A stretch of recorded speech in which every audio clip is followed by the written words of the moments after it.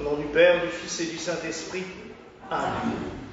Mes très chers frères et sœurs, nous célébrons aujourd'hui la fête de Sainte Jeanne-Françoise Rabutin de Chantal, ou Frémiot de Chantal Rabutin.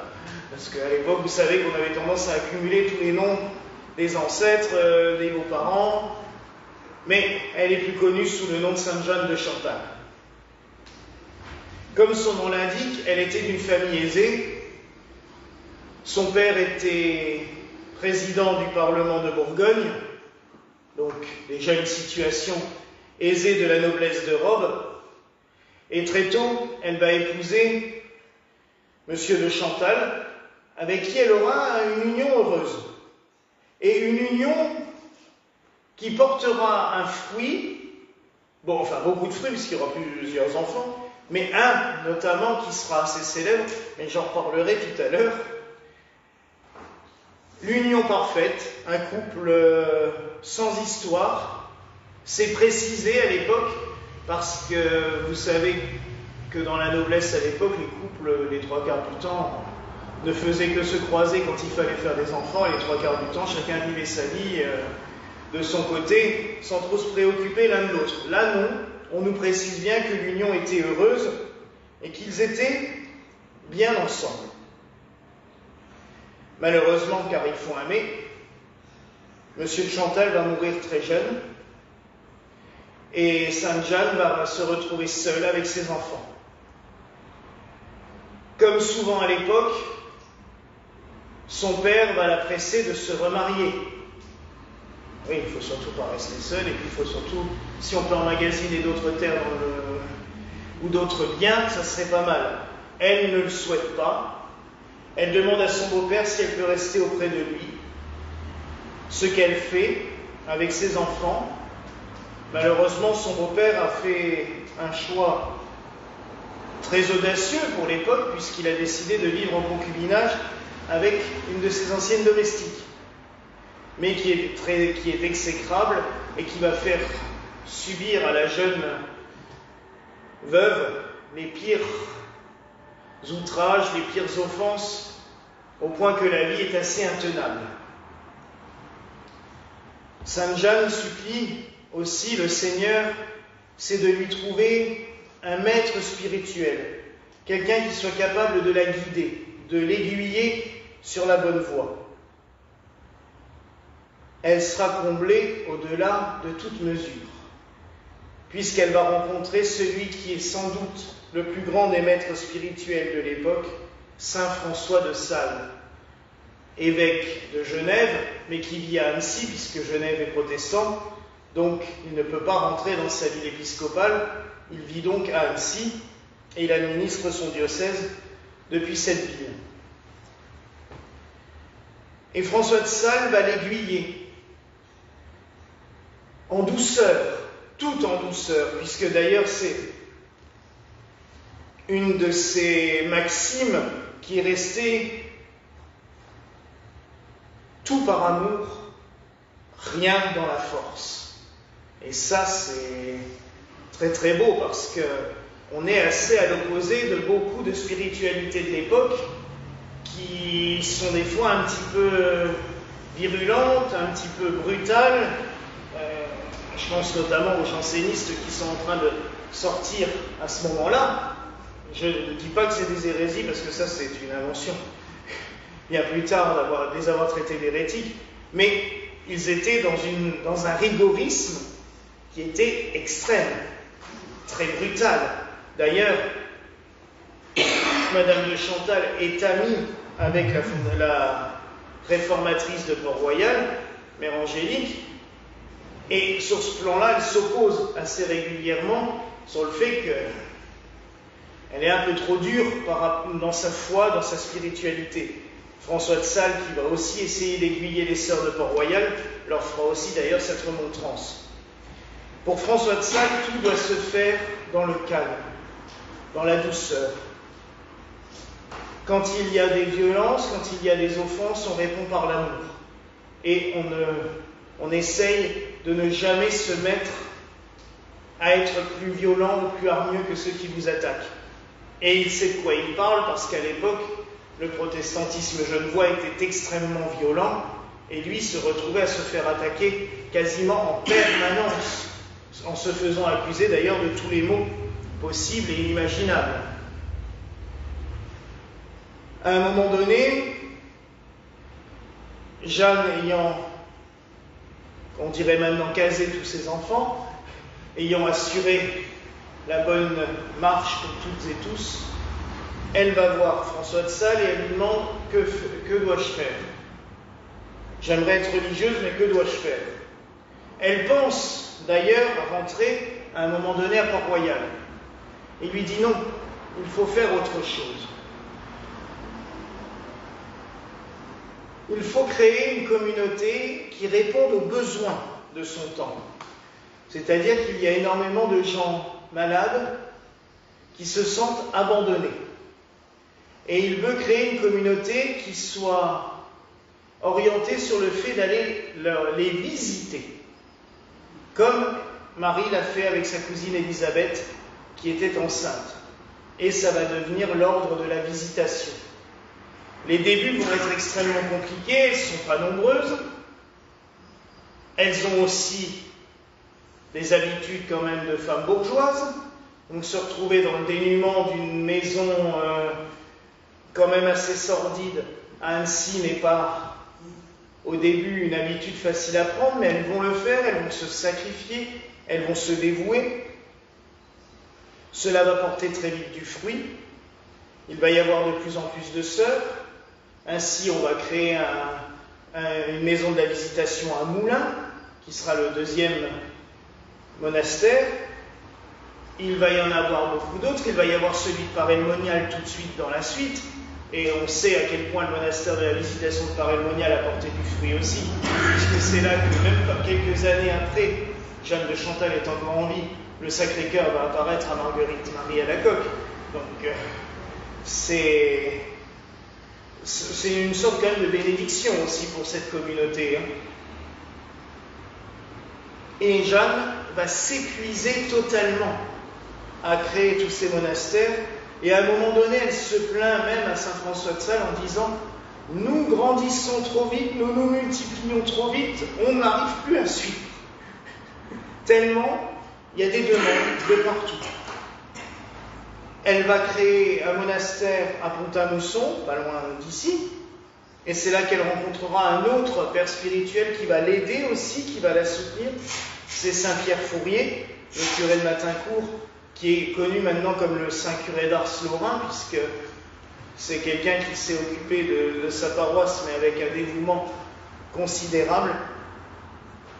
Elle va vraiment se donner tout entière. Mais elle va aussi subir énormément d'attaques. Parce que systématiquement, dans les villes où elle est, les familles bourgeoises, les familles nobles trouvent cela un petit peu dérangeant de voir une noble se rabaisser à servir les plus pauvres, à vivre dans la misère, à venir installer des maisons autour de chez elle, à recruter parmi les jeunes filles de bonne famille, parce que les sœurs visitandines vont très vite créer des écoles, des collèges aussi, donc les jeunes filles vont être instruites là, mais malheureusement certaines elles veulent rester, elles veulent devenir sœurs, et ça dérange, ce qui fait qu'elle va subir énormément d'attaques. À Annecy même, il va aussi y avoir des attaques assez violentes, puisque les protestants vont faire courir le bruit que François de Sales a des mauvaises relations avec Jeanne de Chantal, et qu'en fait il a créé une communauté pour en gros avoir un petit vivier de dames à sa disposition quand il en avait besoin. Vous voyez à quel point on entend toujours maintenant sur des fondateurs de communautés, c'est quand même des trucs qui reviennent régulièrement, et cela depuis 2000 ans, et c'est quand même quelque chose qui revient régulièrement. Donc, elle doit subir tout cela. Ça va l'épuiser, mais en parallèle, elle va laisser une œuvre écrite, considérable, pas par des livres, mais par des lettres. Elle écrit aux sœurs, elle écrit à tous les monastères. quand elle va mourir, il y aura 87 monastères quand même de créer. Donc et elle écrit à ses sœurs, à ses communautés, elle écrit à ses enfants, elle écrit à ses petits-enfants, dont une à qui elle écrit régulièrement, et elle a dû lui donner sa passion de la correspondance et des belles lettres, puisque l'une de ses petites filles, c'est Madame de Sévigné. Donc, elle a transmis cette passion de l'écriture. Ça, je l'envie, il faudra que je lui demande une fois qu'elle me donne la passion d'écrire. Des lettres, je parle. Mais c'est vrai qu'elle a dû, vous voyez, marquer un petit peu son empreinte, même dans sa petite fille, et d'ailleurs même dans la spiritualité, parce que j'y reviendrai un de ces jours. Madame de Sévigné a écrit des phrases merveilleuses sur la foi et la spiritualité qui seraient dignes d'être beaucoup plus connues. Et ça, je pense aussi qu'elle a hérité de sa sainte grand-mère. Et donc, voilà, elle a passé sa vie à, à exalter et à rendre saints tous les états de la vie. En tant que femme, en tant que mère, en tant que grand-mère, elle a été au plus haut niveau. Elle a fait tout ce qu'il y avait à faire. En tant que religieuse, pareil. En tant que fondatrice, d'autant plus. Et c'est là que les paroles du livre de la sagesse résonnent tout particulièrement. Comme des colonnes d'or sur des bases d'argent, ainsi demeurent fermes sur leurs plantes les pieds de la femme inébranlable. C'est-à-dire que malgré les attaques, malgré tout ce qu'elle a pu prendre dans les dents, c'est le cas de le dire, elle est restée solide. Elle n'a pas bougé, comme les colonnes d'un temple là qui ne bougent pas. Elle est restée ferme. C'est une de ces femmes fortes dont on parle régulièrement dans les Écritures, et elle peut être un modèle pour toutes les femmes encore aujourd'hui. Malheureusement, autant qu'elle a été extrêmement vénérée pendant plusieurs siècles après sa mort, autant que la fin du XXe et le début du XXIe n'ont plus l'air de lui donner une grande place, parce que même dans les églises, on a l'impression que les sœurs cloîtrées, les sœurs qui vivent la spiritualité, ça n'intéresse plus. Alors que pourtant, quand on voit tout ce qui est sorti de l'ordre de la visitation, ça a été un élan considérable pour toute l'Église, pas seulement pour quelques sœurs. Les sœurs visitandines, puisque c'est comme ça qu'on les appelle, ont transformé la vie religieuse, puisque tout en étant dans leur couvent, elles avaient des hôpitaux, elles avaient des collèges, des écoles, elles accueillaient. Tout le monde pouvait aller près d'elles pour y recevoir quelque chose. Les dernières années, c'est plutôt l'œuvre des retraites. Elles accueillent des retraitants et des retraitantes, mais c'est vraiment un travail considérable. Les visitandines sont aussi celles qui ont développé, qui ont été les plus courageuses, puisque au moment de la fondation de la Nouvelle-France, Montréal et Québec, c'est les seules sœurs qui ont accepté d'y aller et de risquer gros, parce qu'on sait qu'il y a eu malheureusement quelques martyrs là-bas, mais elles ont osé plus de 2 siècles avant les ordres missionnaires du XIXe siècle qui ont envoyé des sœurs partout. Les sœurs visitandines, elles s'y allaient. Elles ont eu un courage énorme. Et tout cela, je pense, vient du courage exceptionnel de leur fondatrice, Sainte Jeanne de Chantal, comme d'ailleurs nous avons une relique ici. Vous me direz, c'est pas une grâce, parce que les sœurs visitandines ont, pendant des décennies, au XIXe et au XVIIIe, partagé des reliques de leur fondatrice, de Saint François de Sales et de Marguerite Marie, dans le monde entier. Ce qui fait que quand on cherche des reliques sur les sites spécialisés, on trouve des quantités astronomiques de reliques des saints visitants de l'ordre de la visitation. Donc, mais, malgré tout, elle est présente parmi nous par une relique. Mais ce que j'aimerais vraiment que nous conservions, c'est cette foi inébranlable. et de savoir, malgré les attaques, malgré les difficultés, malgré des fois les petites trahisons, elle en a eu énormément, savoir tenir ferme. C'est dur.